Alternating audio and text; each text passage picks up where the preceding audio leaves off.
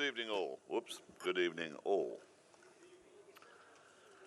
I now realise I am the only thing standing between you and food, so I will be relatively brief. But, first of all, I feel underdressed this evening. I see so many wonderful bow ties. I do also see some of these wonderful theme ties from 2017-18. I need to tell my year level colleagues that there are bow ties available, and in fact I have one for each of you, I'm sure, if you wish, which maybe I should be wearing tonight to look a little bit smarter. But this is quite an affair. We have a room full of generous people, astonishingly generous people, who also know how to dress properly. So that is just sensational. It's wonderful to be back in the sunny city of Delhi. I'm guessing that today's weather is not exactly normal for this time of year, but these things happen. I also won't mention the cricket following yesterday's match. I do have an apology for my voice and the fact that I'm walking like a crab. Somewhere between Iceland and Germany and Bangalore, Juliet and I caught a cold and I have a sore back, so it's been a bit of a long trip. But in fact, what I do know is that Himalayan coughlets is what I live on at home when I have a cough, so they're wonderful stuff. I am thrilled, absolutely thrilled, that tonight, gracing us with their presence, were two of my Rotary heroes. Raja and Usha, we've known for a long time, and what is most memorable about Raja is that he was the first Rotary superstar to remember my name. I was very young. Well, I'm still young, but I was even younger. And Ushaji always made a beeline for Juliet to say hello. That's the sort of people they are. Kalyan was president of Rotary International when Juliet was district governor. And Kalyan also gave me a call just after we'd returned from the International Assembly to invite me to be a trustee of the Rotary Foundation the first time. Wonderful to have you here, Kalyan. Special for us. I'd like to also pay tribute to your trustee, Dr. Bharat. In fact, I'd ask you to stand up, Bharat. We haven't seen enough of you yet. Yeah. Bharat was, you know, a director of Rotary International and a treasurer of Rotary International. I know how vitally important the role of treasurer is. He is now an outstanding member of the Board of Trustees of the Rotary Foundation, and he has arranged all of the items on our visit here to India and the next visit we have, which will take place in February. So, Bharat, may I personally thank you on behalf of Juliet for all you do for us.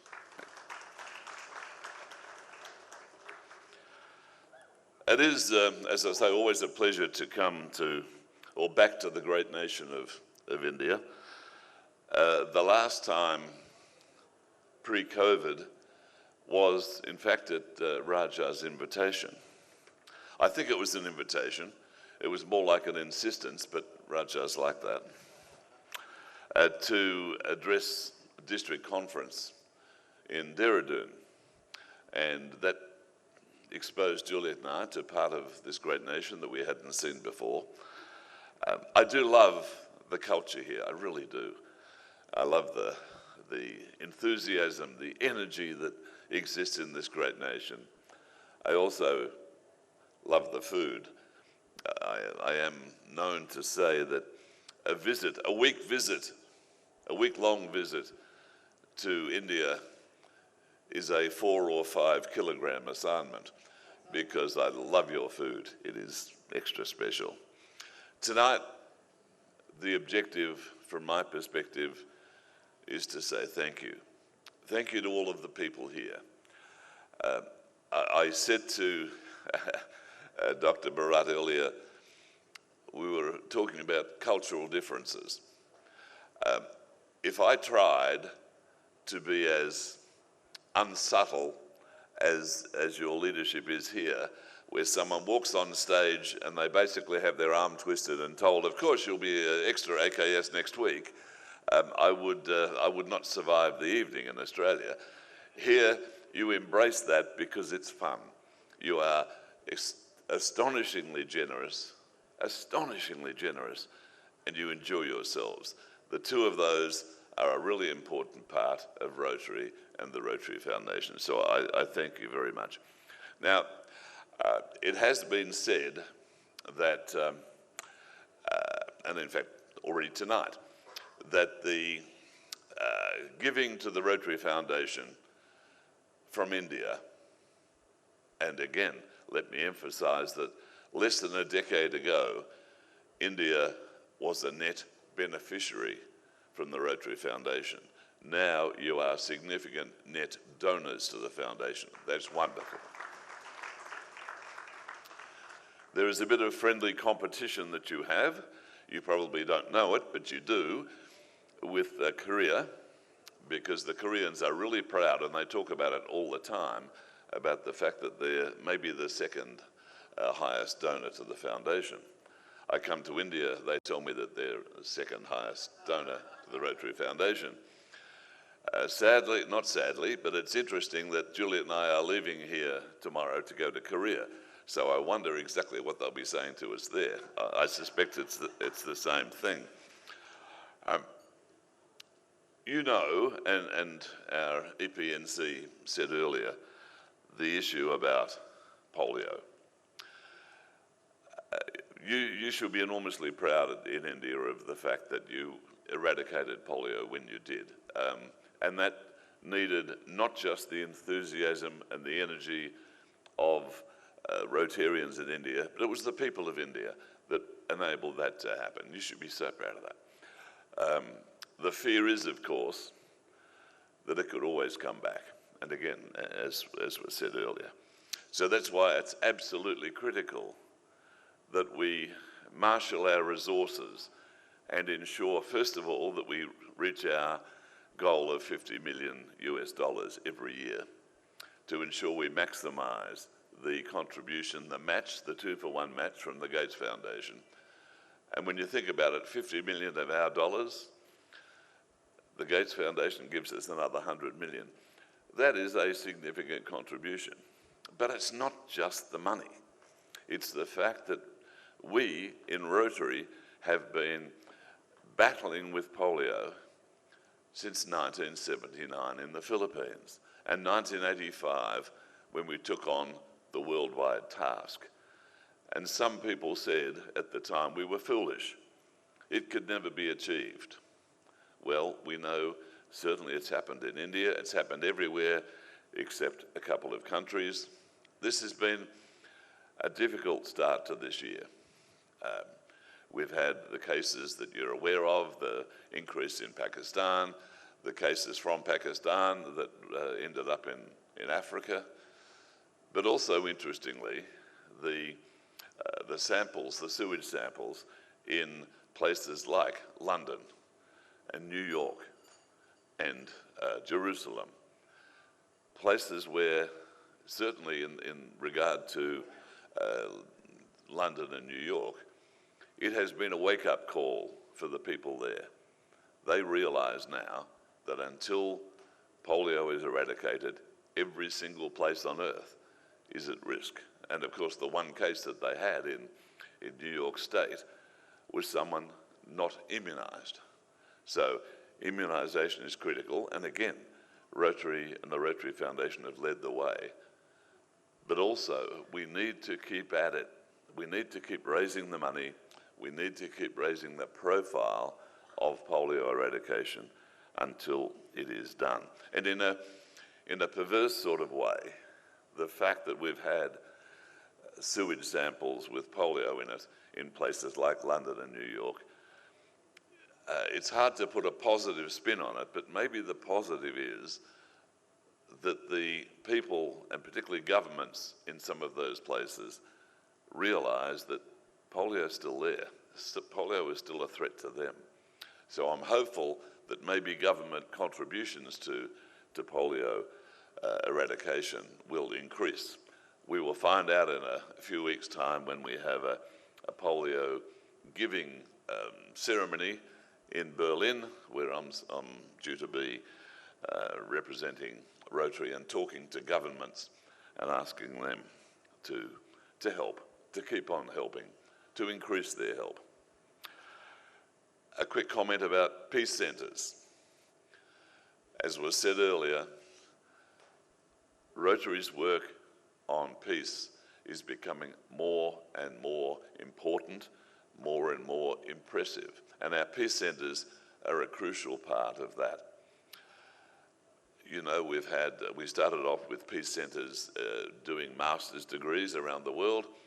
Then we introduced certificate courses, shorter professional courses, and they've been very, very successful. And you would be aware that there is a foundation in the USA that wanted to do something similar in Middle East and North Africa. They admired what Rotary and the Rotary Foundation have done with our peace centres. So they did a very smart thing. Rather than setting up their own peace centre, they said to the Rotary Foundation, we'll give you all the money that you need. You set up the new peace centre in the Middle East or North Africa. You can put your name on it. We'll also have their name on it. And when you think about it, this is just about the ultimate representation of how impressive our peace centres are, that somebody else has said, take our money and replicate one of those centres in the Middle East and North Africa. We, Bharat and I, at our trustee meeting next month, will receive an update on the, shall we say, the short list of destinations, and I believe we're scheduled to make a decision in February. That's, again, a representation and an indication of what happens to your funds, which you so generously give. And the reason that people give to the Rotary Foundation, which, again, Bharat expressed so eloquently earlier, there are issues like our stewardship. The stewardship of your money in the Rotary Foundation is second to none. It is a very important part of what we do at the Rotary Foundation, very important. The other one is the low level of overheads. It was mentioned I'm an accountant. I don't apologise for that, it's a fact of life. But, excuse me, I do tend to look at things as an accountant does. I invite you to pick any charity you wish. Get hold of their annual report. Have a look at the figures in the annual report. Have a look at what portion of the contributions that charity takes in that they then spend on convincing more people to give, or administration, or overheads. It's a lot higher than the Rotary Foundation. And the reason we can do things so cost effectively is because of all of the people who volunteer their time, their effort, and their skills, as well as our great staff. But our RFCs, our Polio Now, I do lapse into acronyms sometimes, but I think I'm safe in this room. The Polio Now coordinators, the endowment major gift advisors, they're all volunteers. They're here and they're all volunteers. And they do an outstanding job. So I would invite the RFCs who are here, the EPNCs, the EMGAs who are here, would you please stand?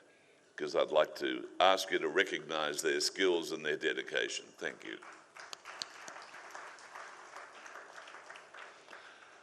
Whilst we're thanking people, I think the South Asia office is over there somewhere, representation thereof. Our staff at Rotary and the Rotary Foundation do a wonderful job. All over the world they have offices. Thank you. A quick comment, because food is near. The Ukraine, our disaster response grants. The Ukraine is a very sad situation, and Rotarians wanted to know how they could help. So the trustees said, let's set aside for a 6-week period contributions to the Disaster Response Fund, and we will designate those totally for Ukraine. We thought $1 million or so would be the figure. In that 6-week period, 15.3 million US dollars were contributed for Ukraine. Our staff and the trustees are now very carefully spending that money, and I get requests for variation of our rules most days, because the dollar limit is relatively low. So when someone says, can we do a fleet of ambulances and it'll cost $320,000, which was one I got last week, on behalf of the trustees, I'm happy to say yes, because the Rotarians of the world have been generous. We need the aid to get to where it's needed. So that's an example of what's happening. Final comment is in regard to personal giving to the foundation and endowments to the Rotary Foundation. In many parts of the world, most contributions to the Rotary Foundation come from clubs, from special fundraisers, etc. And that's wonderful. That's absolutely wonderful. What I have as an objective this year, and I'm speaking to the converted here, but what I'm hoping is that more Rotarians will undertake to give a personal contribution. I won't let them anywhere near here because they'll have their arm broken and they'll be AKS members before I'm at the door. But in fact, not everyone can contribute at a generous level of the people in this room. But my suggestion to you is that every Rotarian can and should contribute something. Whatever they can afford, they should contribute something. Why? The Rotary Foundation is our charity of choice. It should be the sort of thing that we're all generous people. It should be something that every Rotarian should want to contribute. So, in conclusion, I thank RRFCs, Raja, DPAC, EMGA, EPMC, Sobra, the district leaders that are here. Your volunteer efforts are what makes the Rotary Foundation the great charity that it is. We thank you very much. Thanks. Thank you, Trustee